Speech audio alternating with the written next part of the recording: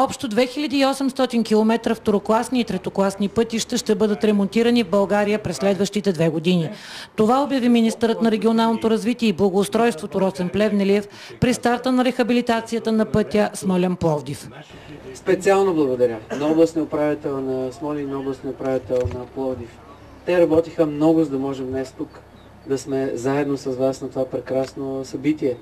Всяка седмица те бяха в Министерски съвет, за да ни напомнят, че дори в най-тежката криза, в която държавата няма пари, за много неща, това е тотален приоритет. Те работиха, те се бориха. Това, което това правителство доказа, е, че когато има силна воля и ясни приоритети, огромен смисъл в проектите, ние ги подкрепяме дори в най-тежките времена. Прозрачните и коректни тръжни процедури по оперативна програма регионално развитие доведоха до икономия от 150 милиона и това дава възможност вместо 30 да бъдат ремонтирани 46 пътни отсечки, каза министър Плевнелиев. Така че оперативна програма регионално развитие ще налее 500 милиона лева в следващите 2 години в пътищата 2-3 клас.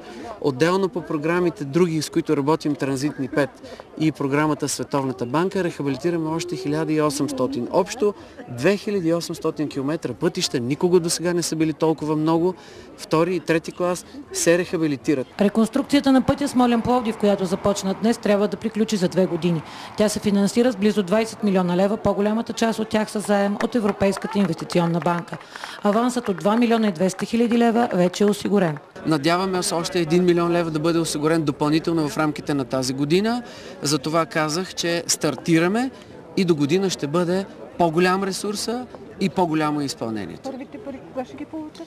Авансът е на линия, той може да бъде изплатен на строителите, той е финансово категорично обезпечен. 2 милиона и 200 хиляди са безапелационно готови да бъдат разплатени. По основния път, който свързва Смолян с вътрешността на страната, се предвижда ремонт на участък от 48 км и реконструкция на общо 12 съоръжения, тунели и мостове.